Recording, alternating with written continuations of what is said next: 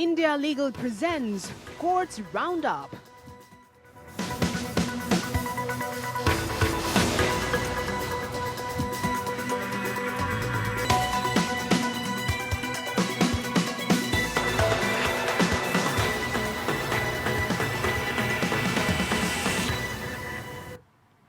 नमस्कार, आप देख रहे हैं कोर्ट्स राउंडअप और मैं हूं आपके साथ नेहा दुबे। इस बुलेटिन में अगले आधे घंटे आपको कोर्ट से जुड़ी तमाम छोटी बड़ी खबरों से करवाएंगे रूबरू। कोर्ट की कार्रवाई और सुप्रीम कोर्ट से लेकर हाई कोर्ट्स और लोअर कोर्ट्स तक के फैसलों को रखेंगे आपके सामने।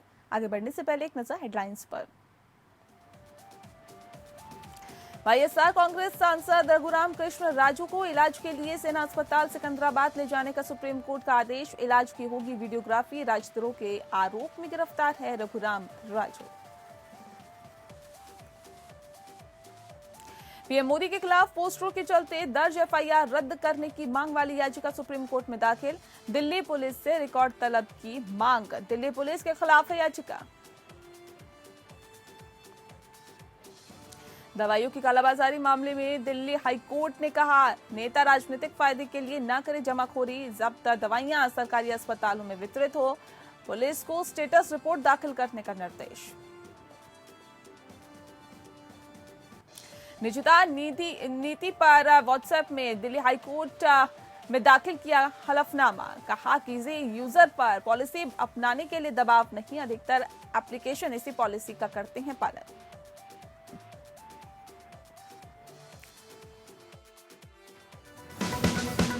India Legal presents Courts Roundup.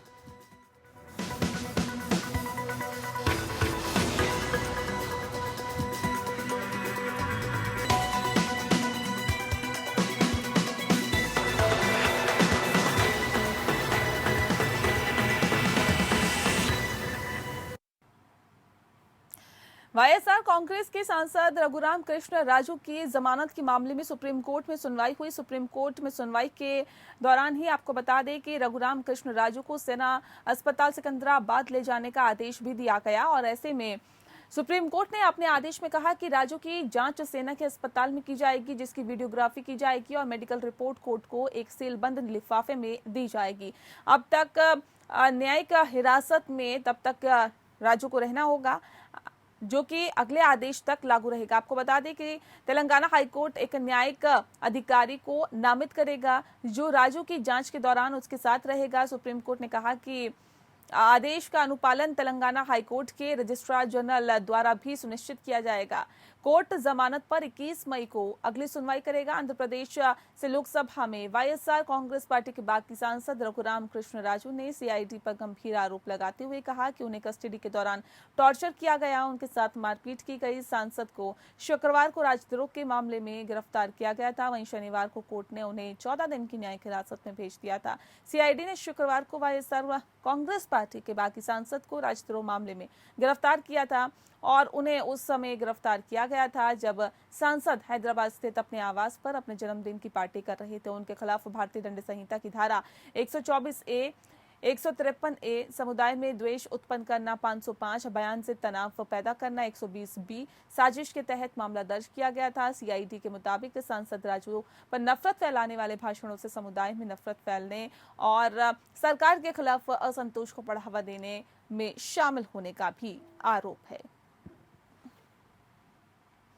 प्रधानमंत्री नरेंद्र मोदी के खिलाफ पोस्टर लगाने का मामला सुप्रीम कोर्ट पहुंच गया है। आपको बता दें कि दिल्ली पुलिस के खिलाफ सुप्रीम कोर्ट में याचिका दाखिल की गई है, जिसमें कोरोना को लेकर पीएम मोदी पर पोस्टर लगाने वालों के खिलाफ दिल्ली पुलिस की एफआईआर रद्द करने की मांग की गई है। साथ ही कहा गया है कि पुलिस को कहा जाए कि वो वैक्सीन पर सवाल उठाते हुए लगाए गए पोस्टर्स या विज्ञापन पर एफआईआर या कार्रवाई न करे। याचिका में मांग की गई है कि इन एफआईआर का सारा रिकॉर्ड भी पुलिस से मंगाया जाए। याचिकाकर्ता ने कहा कि सुप्रीम कोर्ट पहले ही कह चुका है कि बोलने और अभिव्यक्ति की आजादी से इनकार नहीं किया जा सकता। ऐसे में अगर कोई टीकाकरण नीति पर सवाल उठाता है तो इस तरह कार्रवाई नहीं हो सकती है, क्योंकि वो ये सवाल कर सकता है। याचिका में कहा गया है कि दिल्ली पुलिस ने ही एक दिन में 24 एफआईआर दर्ज कर निर्दोष लोगों को गिरफ्तार किया है। दिल्ली पुलिस ने दिल्ली में कई जगहों पर प्रधानमंत्री नरेंद्र मोदी पर निशाना साधने वाले पोस्टर्स को लेकर 25 लोगों को गिरफ्तार किया है। इन पोस्टर्स में लिखा था, मोदी जी हमारे बच्चों की वैक्सीन विदेश क्यों भेजती। आरोपियों पर सार्वजनिक संपत्ति को विकृत करने समेत कई अन्य धाराओं में केस दर्ज किया गया है। ये गिरफ्तारियां दिल्ली पुलिस की 4 अलग-अलग डिवीजन की ओर से की गई है। इसमें उत्तरी, पूर्व, मध्य और उत्तर पूर्व रेंज शामिल है। इन गिरफ्तारियों का कांग्रेस नेता राहुल गांधी और प्रियंका गांधी ने भी रविवार को विरोध किया था। दोनों नेताओं ने इस पोस्टर की फोटो ट्विटर पर साझा भी की और अपनी प्रोफाइल पिक्चर भी बदल ली। राहुल गांधी ने तस्वीर साझा कर चुनौती दी कि उन्हें भी गिरफ्तार किया जाए। सुप्रीम कोर्ट के एक वकील ने शीर्ष अदालत का रुख कर कोविड-19 वैक्सीन की खरीद के लिए 738 जिला अस्पतालों में ऑक्सीजन प्लांट जनरेटर स्थापित करने के लिए पीएम केयर्स फंड का उपयोग करने के निर्देश की मांग की। साथ ही जहां कोविड-19 रोगियों के लिए चिकित्सा सेवाएं उपलब्ध है, याचिकाकर्ता अधिवक्ता विप्लव शर्मा ने यह भी प्रार्थना की कि सभी राज्यों के संसद सदस्य और विधानसभा सदस्यों को अपने संबंधित निर्वाचन क्षेत्र की सर्वोत्तम सेवा के लिए पूरी पारदर्शिता के साथ अपने सांसद विधायक निधि को अनुशासित तरीके से खर्च करने का निर्देश दिया जाना चाहिए। शर्मा ने आगे कहा, कोर्ट से केंद्र और राज्य सरकारों को ये भी सुनिश्चित करने का निर्देश देने का आग्रह किया कि उनके संबंधित अधिकार क्षेत्र प्रशासन के सभी निजी धर्मार्थ अस्पताल अपने मरीजों को मेडिकल ग्रेड ऑक्सीजन प्रदान करने के लिए स्थापित करें।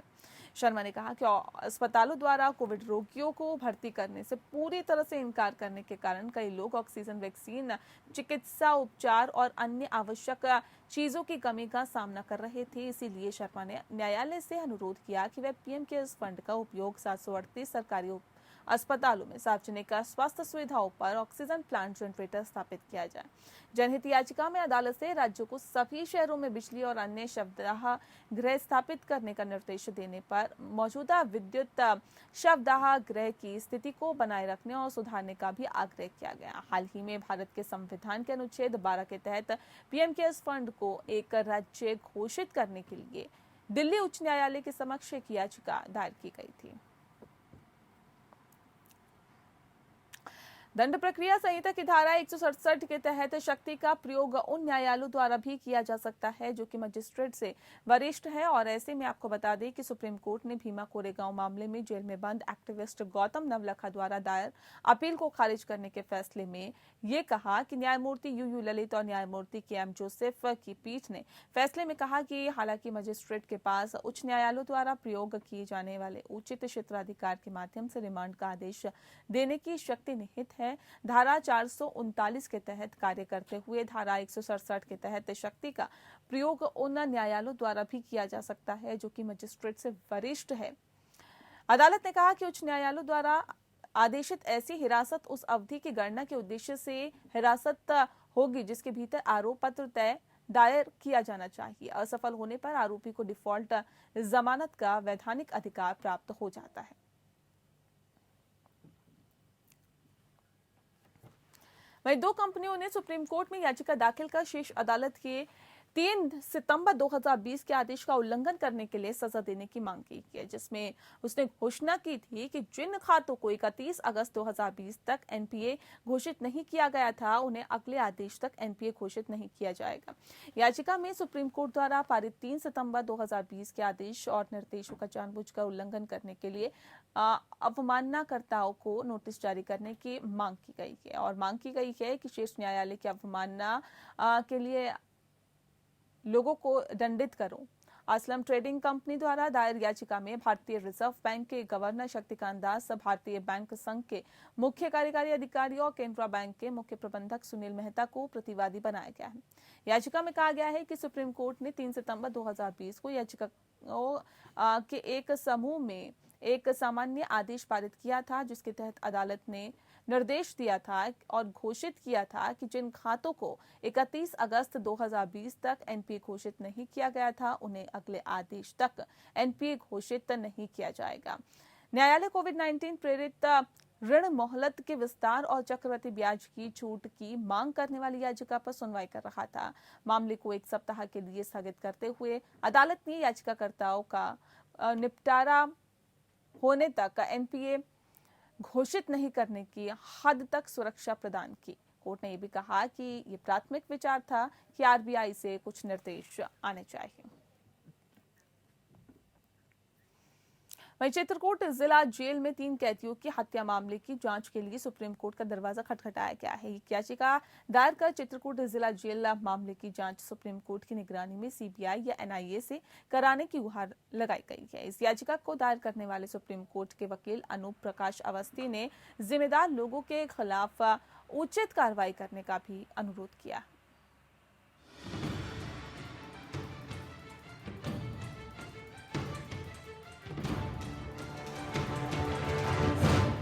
चित्रकूट जिला जेल गैंगवार और एनकाउंटर का मामला सुप्रीम कोर्ट तक पहुंच गया है। अदालत से मामले की जांच सीबीआई या एनआईए से कराने की मांग की गई। वकील अनूप प्रकाश अवस्थी ने सुप्रीम कोर्ट में याचिका दायर कर बताया कि चित्रकूट जिला जेल में जिस तरह पुलिस और बदमाशों के बीच मुठभेड़ हुई वो बेहद संदिग्ध है। याचिका में शीर्ष अदालत से जिम्मेदार लोगों के खिलाफ उचित कार्रवाई करने का भी अनुरोध किया गया है।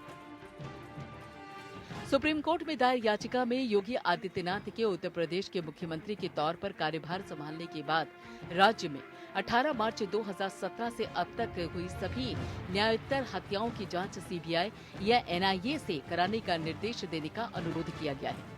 याचिका में आरोप लगाया गया है कि मुख्यमंत्री योगी आदित्यनाथ खुले तौर पर एनकाउंटर और गैर न्यायिक हत्याओं का समर्थन कर रहे हैं। याचिकाकर्ता का कहना है कि मुख्यमंत्री का ये बयान रिकॉर्ड पर है कि यूपी में गोली का जवाब गोली से दिया जाएगा। याचिका में बागपत जेल में मुन्ना बजरंगी की हत्या, विकास दुबे एनकाउंटर का हवाला देते हुए कहा गया है कि साल 2017 के बाद सैकड़ों एनकाउंटर के मामले हुए हैं। ये बेहद चिंता की बात है। याचिकाकर्ता का कहना है कि अपराधियों को कानूनी प्रक्रिया के तहत सजा देने की बजाय एनकाउंटर के जरिए जान लेकर सजा दी जा रही है।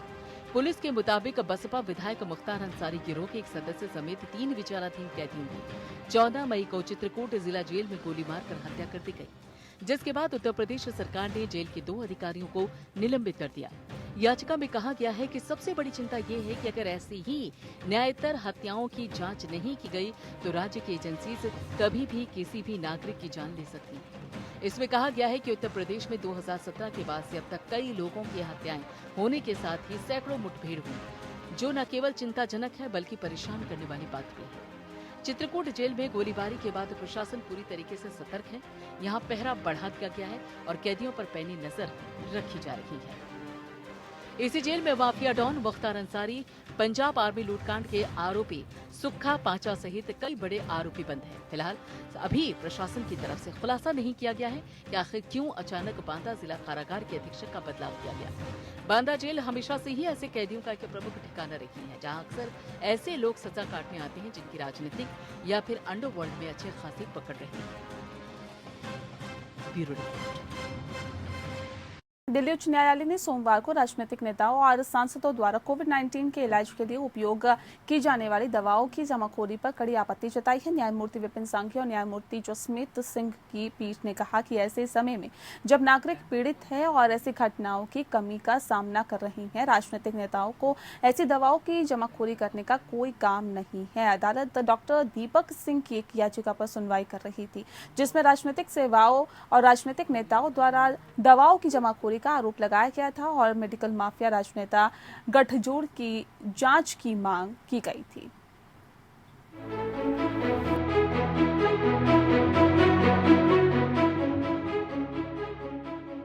दिल्ली हाईकोर्ट में कोरोना महामारी के दौरान मेडिकल उपकरणों और दवाइयों की जमाखोरी को लेकर सुनवाई हुई। इस दौरान उच्च न्यायालय ने कहा कि कोरोना के उपचार में इस्तेमाल होने वाली दवाई को जमा करने का काम राजनेताओं का नहीं है। नेताओं द्वारा दवा बांटने के मामले में कोर्ट ने कहा कि राजनीतिक फायदे के लिए दवाइयों की जमाखोरी ठीक बात नहीं है, ऐसा न हो। कोर्ट ने नेताओं को निर्देश दिया कि अगर आप भला करना चाहते हैं तो जिन दवाइयों की जमाखोरी की है उसे सरकारी अस्पतालों में वितरण के लिए स्वास्थ्य सेवा महानिदेशालय को सौंपा जाए। हाईकोर्ट ने दिल्ली पुलिस से कहा कि आपसे दवाइयों की जमाखोरी की उचित जांच करने की उम्मीद है। कोर्ट ने दिल्ली पुलिस को उचित जांच करने और स्थिति रिपोर्ट पेश करने के भी आदेश दिए। दिल्ली पुलिस ने कहा कि वो इस तरह की जमाखोरी वाली दवाओं को जब्त करेगी। इस संबंध में अदालत ने भाजपा सांसद गौतम गंभीर द्वारा इस तरह की होर्डिंग को सुनवाई के दौरान अदालत में ध्यान में लाए जाने के बाद अस्वीकार कर दिया। हाईकोर्ट ने इस मामले की अगली सुनवाई 24 मई तक के लिए स्थगित कर दी है। अदालत ने पुलिस को भी निर्देश दिया कि वो पता लगाए कि नेता कहां से दवा लाकर इकट्ठा कर रही हैं। साथ ही इस मामले की सही जांच भी करें। सुनवाई के दौरान अदालत ने कहा कि ऐसा बताया गया है कि ये दवाएं जनता की भलाई के लिए खरीदी गई हैं, न कि सियासी फायदे के लिए। इसलिए नेताओं से उम्मीद की जाती है कि वे कोविड-19 दवाओं के अपने भंडार दिल्ली सरकार के स्वास्थ्य सेवा महानिदेशालय या फिर DGHS को सौंप दिया जाएगा, ताकि सरकारी अस्पतालों में जरूरतमंदों के बीच इसका वितरण किया जा सके। न्यायमूर्ति विपिन सांघिया और न्यायमूर्ति जसमीत सिंह की पीठ ने दिल्ली पुलिस द्वारा पेश की गई उस स्थिति पर रिपोर्ट पर नाराजगी जाहिर की जो राष्ट्रीय राजधानी में रेमडेसिविर और कोविड-19 की अन्य दवाओं के नेताओं द्वारा जमाखोरी और वितरण के आरोपों के संबंध में की गई जांच से संबंधित थी। अदालत एक जनहित याचिका पर सुनवाई कर रही थी, जिसमें आरोप लगाया गया कि नेता बड़ी मात्रा में कोविड-19 की दवाओं को खरीद रहे हैं और उन्हें वितरित कर रहे हैं, जबकि मरीज इन दवाओं के लिए दर दर भटक रहे हैं। याचिका में इस बारे में प्राथमिकी दर्ज करने की मांग की गई है। Bureau report. वहीं दिल्ली हाईकोर्ट में सेंट्रल विस्टा पर सुनवाई हुई। इस दौरान केंद्र सरकार की तरफ से सॉलिसिटर जनरल तुषार मेहता ने कहा कि परियोजना को लेकर कोई चुनौती है। इस मामले पर सुप्रीम कोर्ट और हाई कोर्ट में भी इस पर विचार किया गया। सुप्रीम कोर्ट में तो कई दिनों लंबी सुनवाई के बाद इस परियोजना को मंजूरी कोर्ट ने दे दी है। मेहता ने कोर्ट को बताया कि केंद्र की अप्रैल की अधिसूचना, जिसमें किसी भी निर्माण की गतिविधि को प्रतिबंधित नहीं किया गया था, तब रेस्टोरेंट और कई अन्य गतिविधियों की भी अनुमति थी, जबकि सीमित प्रतिबंध के साथ ही 19 अप्रैल 2021 को अधिसूचना आई, जिसमें ऑन साइट श्रमिक नहीं रहते थे, उन पर प्रतिबंध था। मेहता ने कहा कि याचिकाकर्ता ने तथ्यों को छुपाने का काम किया है। उस कंस्ट्रक्शन साइट पर चिकित्सा सुविधा है और श्रमिकों को चिकित्सा सुविधा हमेशा मिलती रही है। इस जनहित याचिका को बहुत सीमित रखा गया है। कुछ परियोजनाएं भी पास में ही जारी है, उनको उस पर आपत्ति नहीं है। उन साइट्स पर श्रमिकों की चिंता नहीं की जा रही है। सॉलिसिटर जनरल ने कोर्ट को ये बताया है, इस बारे में जानकारी दी है। इस मामले को दिल्ली हाई कोर्ट ने सुप्रीम कोर्ट के आदेश को पढ़ने के लिए स्थगित किया, तो सुप्रीम कोर्ट में चुनौती दे दी। आपको बता दें कि वहां से मामले की जल्द ही सुनवाई के निर्देश भी दिए गए। साथ ही वापस कहा गया कि वही कोर्ट को ये भी जानकारी दी गई कि ये याचिका मूल रूप से अखबारों की खबरों को आधार बनाकर दाखिल की गई है। सेंट्रल विस्टा प्रोजेक्ट के काम पर रोक लगाने की मांग वाली याचिका पर सुनवाई के बाद हाई कोर्ट ने अपना फैसला भी सुरक्षित रख लिया।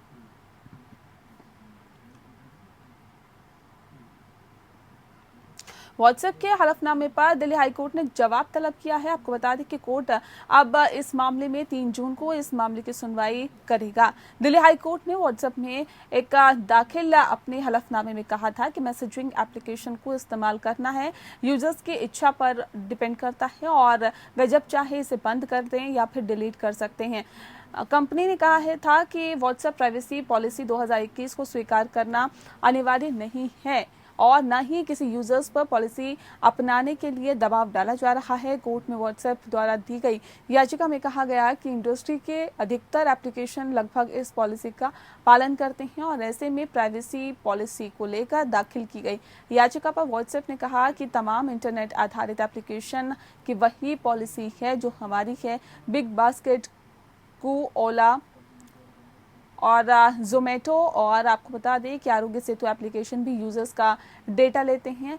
व्हाट्सएप ने कोर्ट में दायर अपने हलफनामे में कहा कि कई इंटरनेट बेस्ड एप्लीकेशन और वेबसाइट भी उन्हीं की तरह डेटा को इकट्ठा करती है और व्हाट्सएप की प्राइवेसी पॉलिसी 2021 उन्हीं के समान है। व्हाट्सएप ने अपने एफिडेविट में ये भी बताया कि अगर उसे अपनी नई प्राइवेसी पॉलिसी लागू करने की मंजूरी नहीं है तो इससे देश में टेक कंपनियों का संचालन बाधित होगा, क्योंकि बहुत से किराना स्टोर सामान डिलीवरी आदि में व्हाट्सएप का उपयोग कर रहे हैं। व्हाट्सएप ने अपने FAQ पेज पर जानकारी दी है कि अगर कोई नई प्राइवेसी पॉलिसी को नहीं स्वीकार करता है तो उस यूजर्स का अकाउंट भी डिलीट नहीं किया जाएगा। इसके बाद वे व्हाट्सएप के सीमित फीचर्स का ही उपयोग कर पाएंगे। व्हाट्सएप कुछ सप्ताह बाद अपने जरूरी फीचर्स को इस्तेमाल करने पर रोक लगा देगा।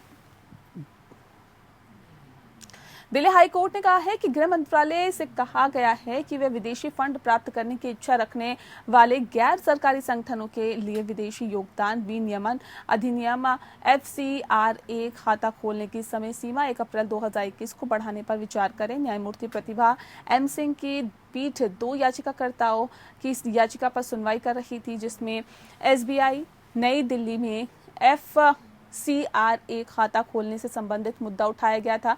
गैर सरकारी संगठनों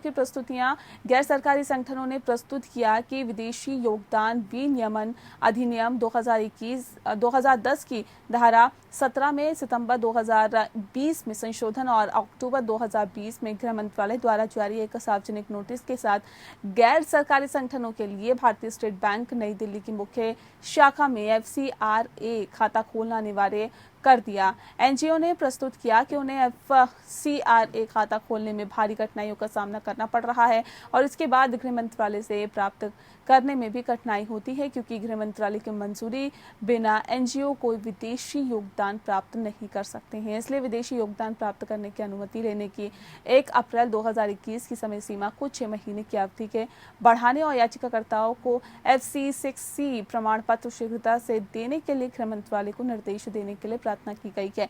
कोर्ट का अवलोकन प्रतिवादियों के वकील को निर्देश लेने का दिया गया है और ऐसे में आपको बता दें कि क्या गृह मंत्रालय की मंजूरी लंबित होने के बावजूद याचिकाकर्ताओं को विदेश योगदान प्राप्त करने की अनुमति दी जा सकती है, जिससे वे विदेशी योगदान विनियमन अधिनियम 2010 के प्रावधानों के अनुसार अपना रिकॉर्ड को बनाए रख सकें।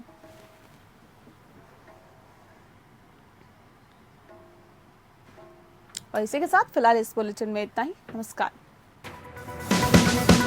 India Legal presents Courts Roundup.